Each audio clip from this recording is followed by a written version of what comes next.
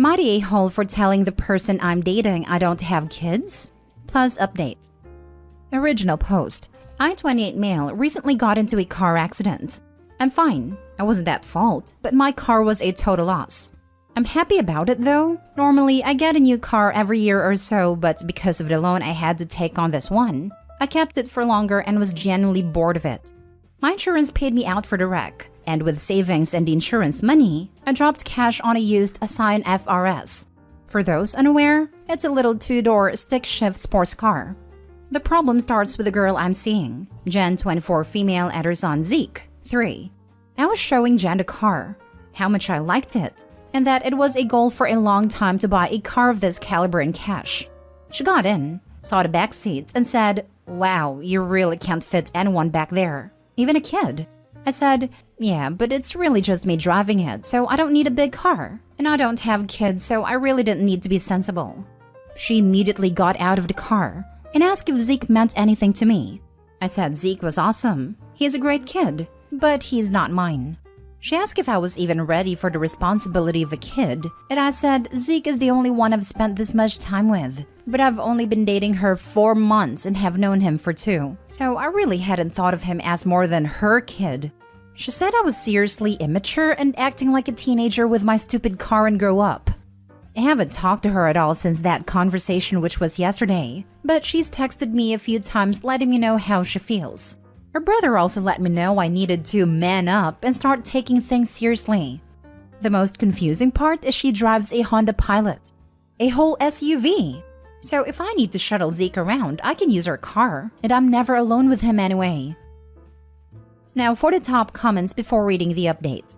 Not the a-hole. Honestly, for a short time you all have been dating, you shouldn't have even met this kid yet, let alone be making long-term financial decisions with him in mind.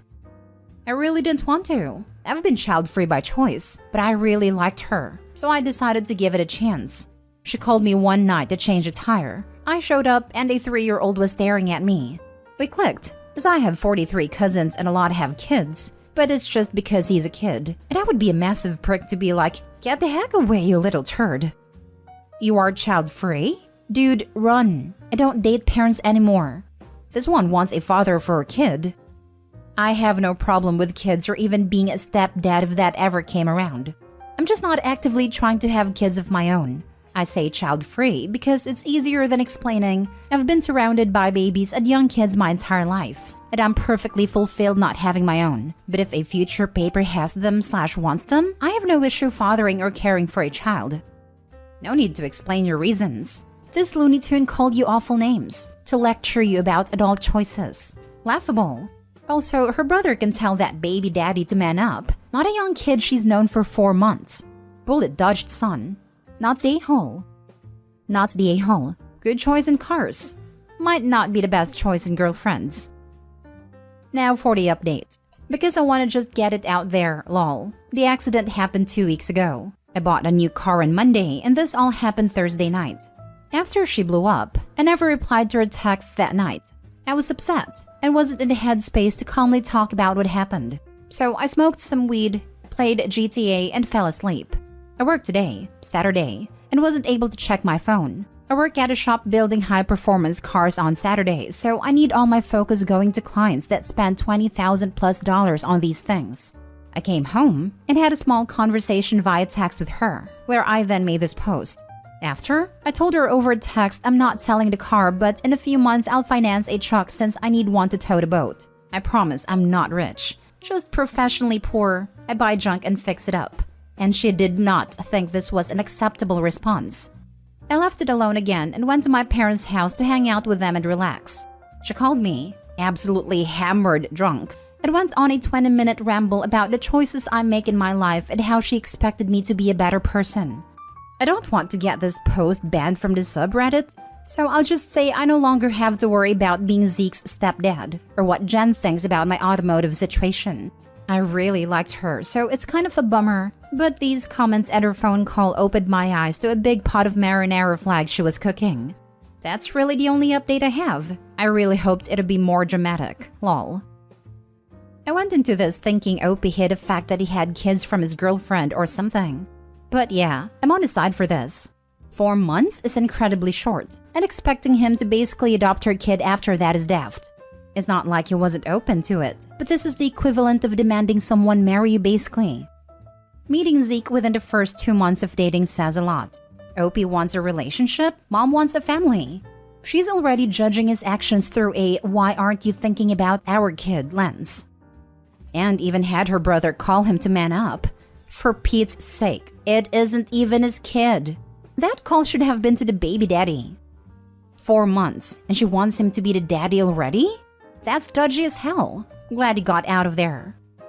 I find it strange that he even met the kid after only 2 months. That's just a recipe for that child developing attachment/abandonment issues. I have single-parent friends who won't let a potential partner meet their kids for at least 6 months, and after a conversation that established boundaries and deciding to be fully committed. My mom took me on dates with her, and she let her dates try to parent me when I was an older kid, like 10 or 11. When I was younger, I never met anyone, and I would have preferred if she had continued that. She had odd taste in men. My mom took me on her first date with my stepdad. He was/is an amazing guy and took on the role wholeheartedly. But it does bother me a little to think that he was more or less emotionally manipulated into being a dad. I guess in the end, it just makes me love him more. Now for the second story. Update. Am I the a-hole for revoking my wife's access to my car? Original post. I, 36 male, love my wife, 32 female. She is awesome and our relationship is solid, but she's a very different person than I am.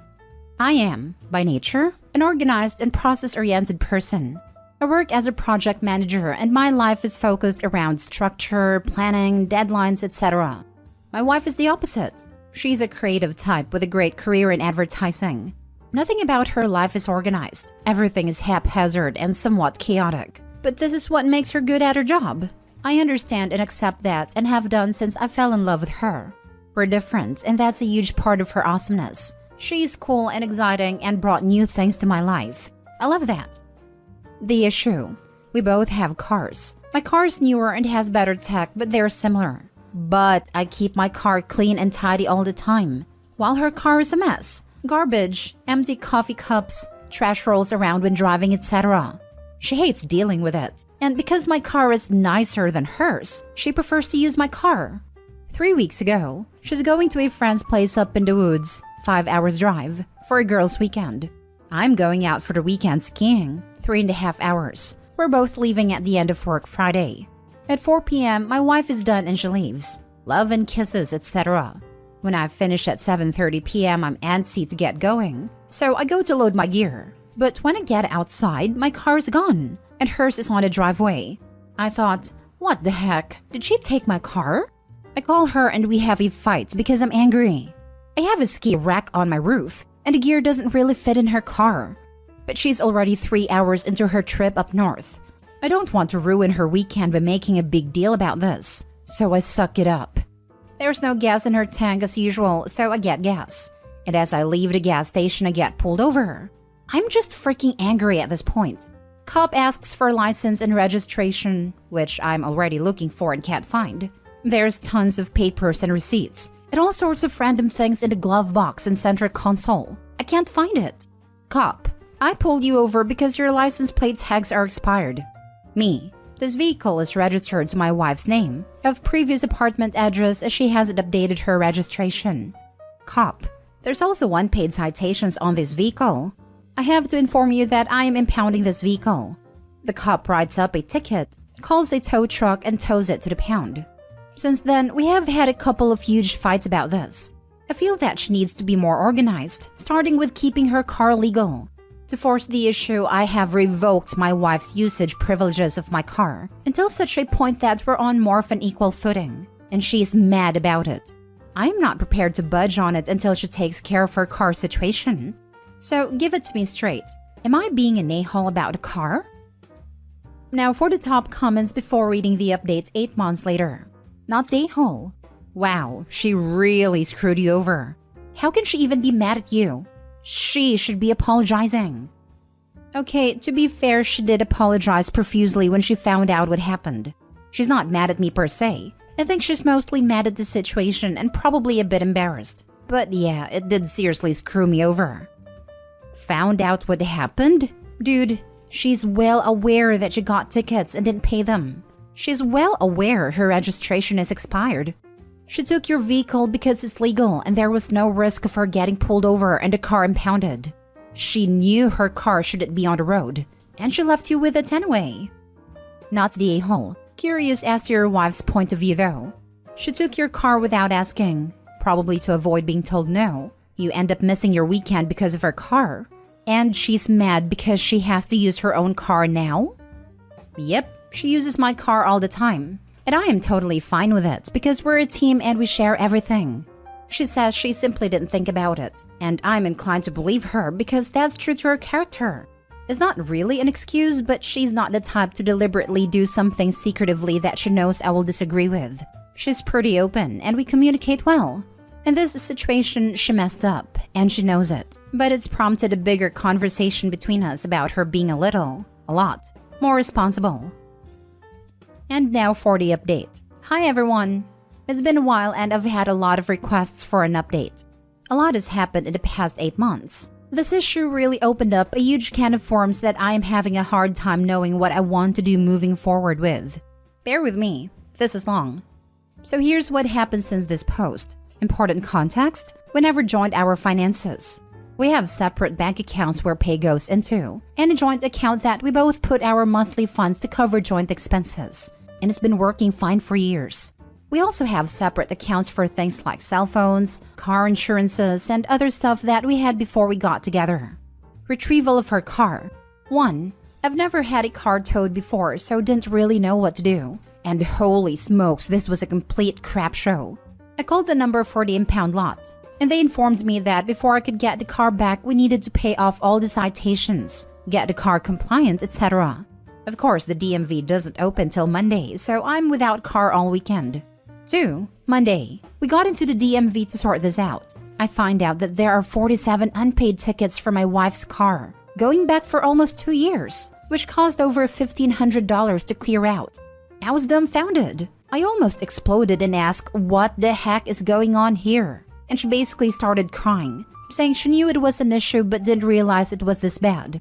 3. She didn't have enough money to pay for the tickets because her credit card is maxed out, which was news to me too. She has a $10,000 credit limit on her card, so I paid it off. 4. Then we tried to change her registration from her old address to our address, which prompted a whole other issue. Her insurance has lapsed. I didn't know this either. So we had to get on with her insurance company to get that sorted out. While going through this process, I discovered that her premium was literally 4 times more than mine, and they insisted on a full payment up front for the 12-month period, which was $4,800. 5. To get everything complete and a car to be released took 3 days. Then we went to the pound to get a car. $375 towing fee, plus a $90 per day storage fee, so $825 needing payment. Again, I had to pay because she couldn't afford it. We get home and I'm just fuming. This just cost me about $7,000 in a few days. Our first real fight. After we get home from picking up the car, I'm just beyond frustrated and angry at this entire situation and need to have clearing of the grievances with her. This blew up over 4 hours to the biggest fight we've ever had. I thought we had fights before, but this was different. It was relationship existential. It really opened my eyes to the real issue, that being I actually don't really know who she is anymore. So many skeletons came out of the closet in this 4-hour roller coaster of emotions. Here's the highlight. Her money situation. 1. I was surprised that her credit card was maxed out as $10,000 limit. She makes great money, about $25,000 more annually than I do. So her lack of money was unexpected. Then I asked her how much debt does she have in total. At this point, I only know of the $10,000 credit card debt I learned about a few days beforehand. 2. I learned that she had 6 credit cards. All of them are basically maxed out. Total credit card debt is $24,000, all with high interest. 3. She also had 3 store cards all maxed out. Total scorecard debt is $2,500. 4. I also learned she had a line of credit for $18,000, also maxed out. 5. She also owes to various friend and family members, about $8,000. 6. Her total debt is $52,000. 7. She makes the monthly minimum payments only, on everything. At this point, I am shocked and reeling. I can't believe it. I feel physically sick. I didn't know about any of this, and I'm at a loss as to why I don't know. I don't even know who she is anymore. We've been married 2 years, together for 5.5 years. When we moved from dating to a relationship, we had a pretty big talk about core values and what was important to be aligned on before getting really involved. Obviously, things like being exclusive are key, but I also said that financial security and being debt-free are very important to me. I made some stupid decisions in my early 20s that hurt me financially, and I had to work hard to get out from under that. I said I have 3 pillars that I wanted to build a future with her on. These were deal breakers. If she's not 100% on board, then we shouldn't continue dating because I was falling in love and I didn't want to go further unless there was a future. 1. Cheating in any form is a deal breaker. 2. Financial irresponsibility is a deal breaker. 3. Family. I want to have kids.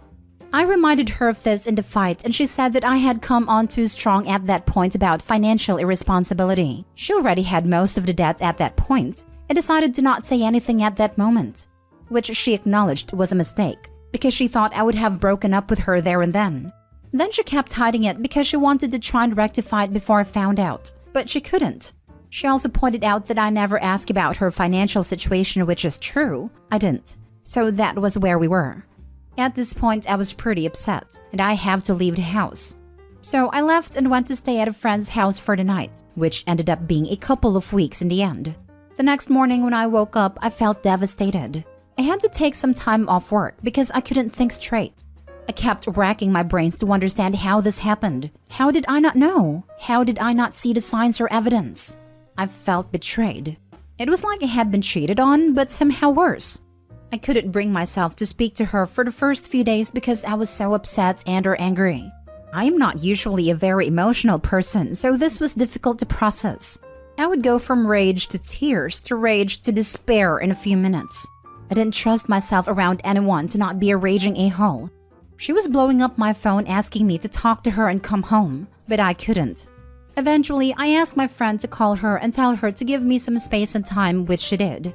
But later on that day, I had her brother and both parents also reach out to me to see if they could speak. I politely declined and said I need time. Obviously, she was going through a tough time too and reached out to them for help. The last 6 months have been hard, but we're working through it. We're both committed to that. But I am still struggling with the enormity of the situation. I still can't help feeling betrayed. I have lost a lot of trust in her, but we're in a couples therapy to get through this. She's trying really hard to make it work, correct her mistakes, and work on being a more organized and reliable person. I see that. She's made some real major changes in how she runs her finances. She's taken debt counseling sessions and is following those teachings quite diligently and being really transparent with her situation. In the last 6 months, she's consolidated all the cards into one loan and canceled all her old cards. The debt is down to $14,000 since this all started, so this is all super positive. So I am hopeful this has a good ending.